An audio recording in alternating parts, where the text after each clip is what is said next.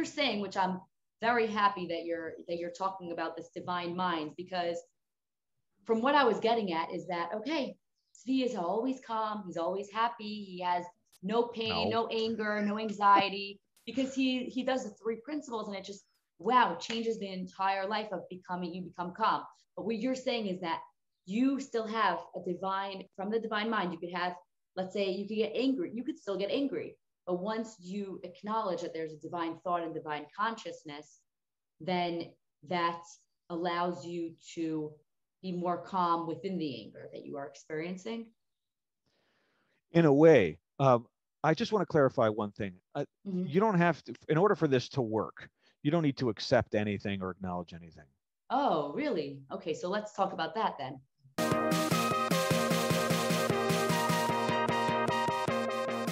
This is Hebrew Hits, presented by jtriberadio.com. I'm your host, Malia, and I sit down with people who live by the motto, it's what you do with what you have that makes a difference.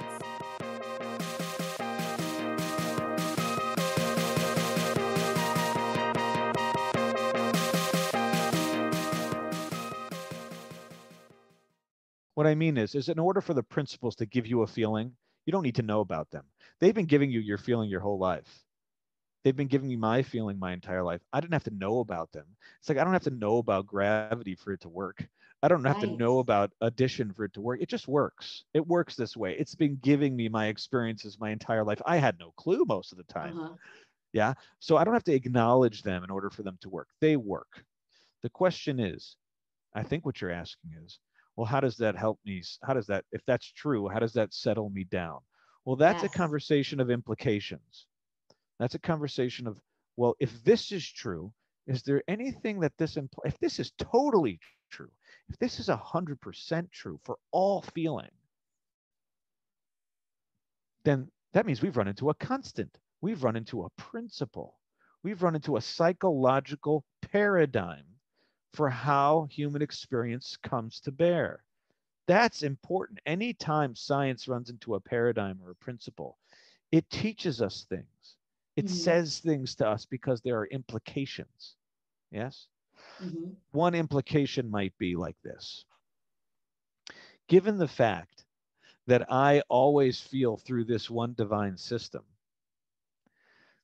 there's really no way for me to predict how I'm going to feel when my mother-in-law comes to visit. Even though the last 12 times she came, it was quite a sticky feeling. Yeah, it was uncomfortable. Yeah. Still, I don't know how I'm going to be, what program is going to be playing for me the next time. Now, going from a self-fulfilling prophecy of predicting, well, I know how that's going to be. All right, I might as well just hide in the corner, to, well, I know that's happened in the past. I know I've gotten up in front of a crowd many times and made a fool of myself and felt very uncomfortable. That's all been up until now.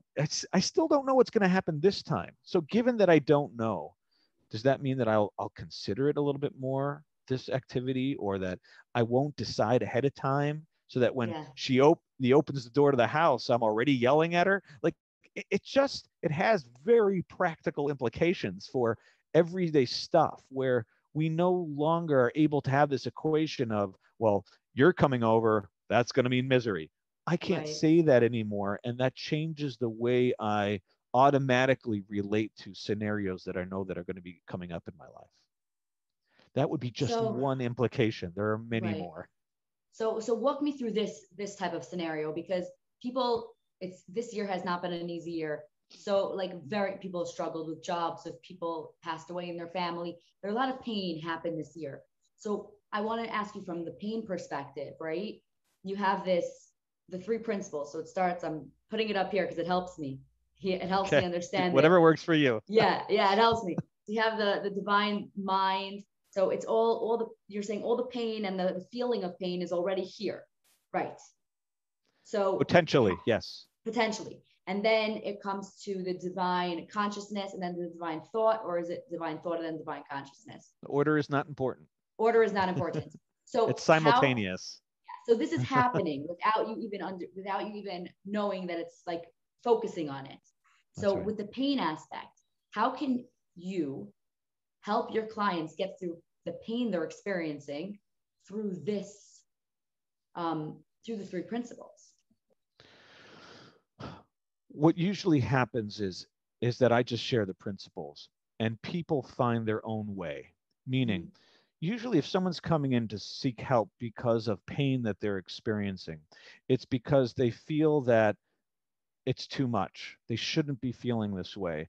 They need to do something to change. There's something inappropriate about the intensity or the duration of the pain.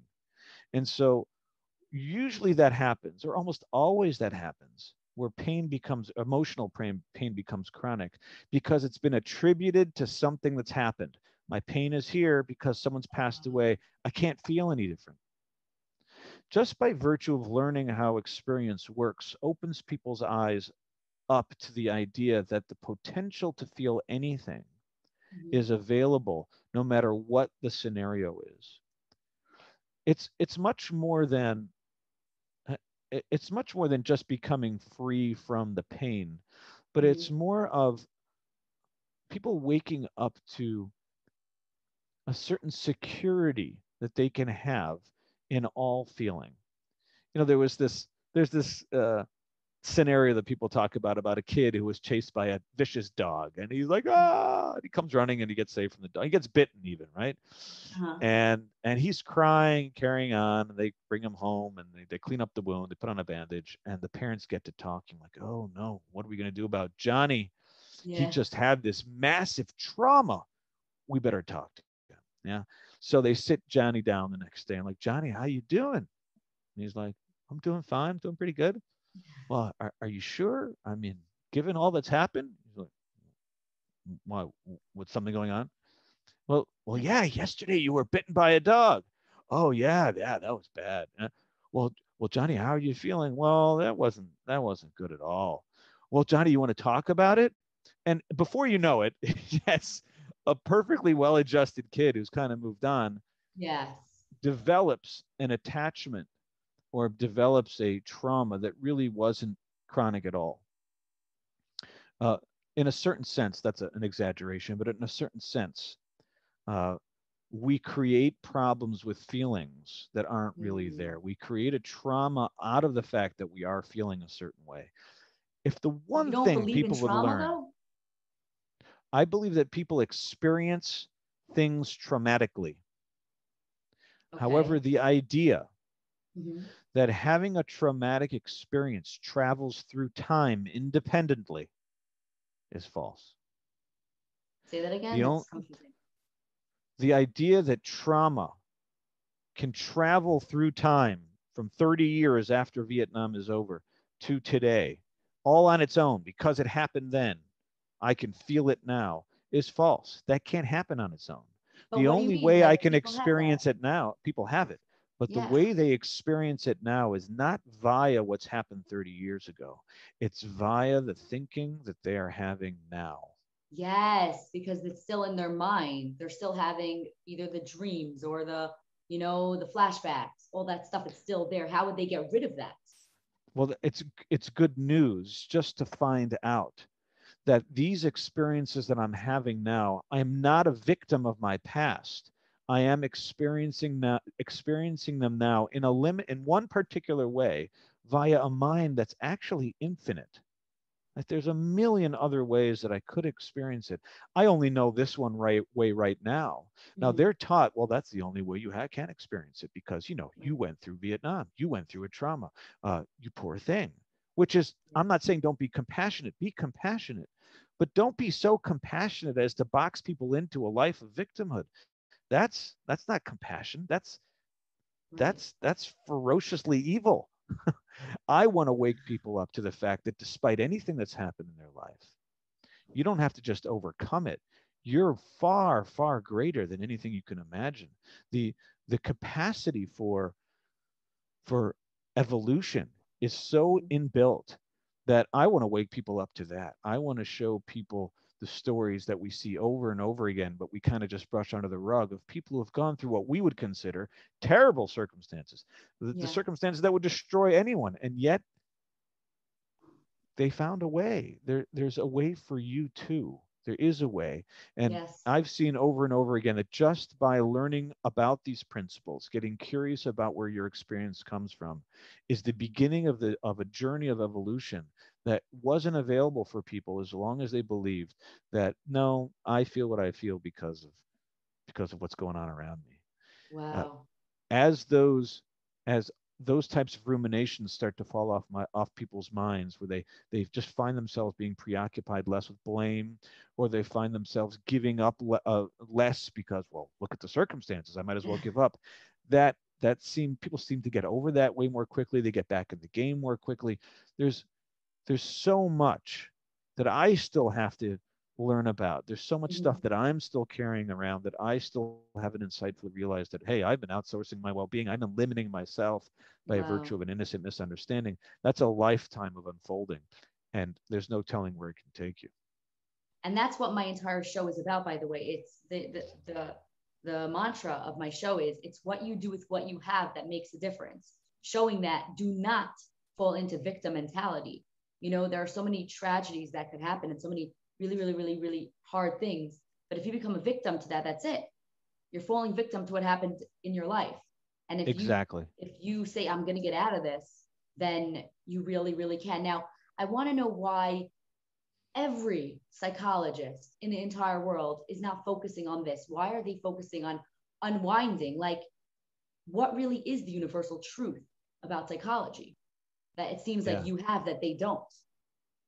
Well, a good friend of mine, Dr. Keith Blevins, who was one of my main teachers, he lives out in LaConner, Washington. Um, uh, and he's in the midst of writing this book, a series of interviews that he had with Sid Banks. And in some of Dr. Blevins's writings, he introduced me to William James, who we learned about in Psychology 101. He was the father of psychology.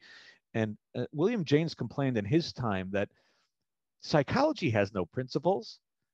Psychology doesn't even have the terms with which to define how to even approach psychology. There's no scientific approach to it. It's all theoretical. There's no principles in psychology like there are in physics or in chemistry or in mathematics. There is a lot of theory. There's a lot of studies that show that things are correlated, that, well, 100 times this occurred, and out of those 100 times, 98 times this feeling showed up. So, well, there must be a cause and effect. But it's just correlation and theory. But every theory that they come up with has exceptions. But that's the direction that psychology has gone in, is that we don't know. So we're going to do our best with theorizing. Psychology has never had a paradigm. Psychology has never had principles, bedrock, unyielding, constant truths with which to approach the entire conversation. And that's new for the field. People have poured lifetimes and careers into their theories. It's not so simple to let go of that and say, oh, I was wrong. Let Right. me go look at this. So I don't blame them. Yes. But the truth is that there's a growing number of psychologists and psychiatrists and social workers and counselors across the world. Just this one organization out of London, I Heart Principles, run by Terry and Brian Rubenstein, they've created a curriculum to share these concepts with school-age children. And they're in hundreds of schools teaching this program, this 10-course program, to youths and teens with astounding success. So it is out there. It's not, I wouldn't even call it cutting edge anymore. It's known, it's out there. Anyone who wants to go look into this, you'll find 50 websites that are already exploring it in their own way. Right, because it's right. I mean, you're the way I'm talking to you and I'm hearing what you're saying is that you're focused on really, really helping the person understand that what they're experiencing is this divine thing that was always there, which could help them actually remain calmer. Because when this feeling occurs, then they understand that it's coming from within and that not someone personally is trying to attack them. Whereas psychology that, I'm used to hearing, because this is a whole new concept to me, is I know I've said this before, I'm just trying to fully understand it, is what I realized with those psychologists, it's let's unwind everything so that we have more to talk about, so that we could try to fix everything and we have more sessions, where I feel like they're trying to let you talk out all your feelings and all this stuff so that you'll keep coming back to them. I'm not trying to be negative towards psychologists, but in this principle, I feel like right away, you're trying to help people understand this divine. It's such a hard concept. It really is. And all of those tens of thousands of people who are listening right now, if you're struggling with this concept, please leave a comment down below.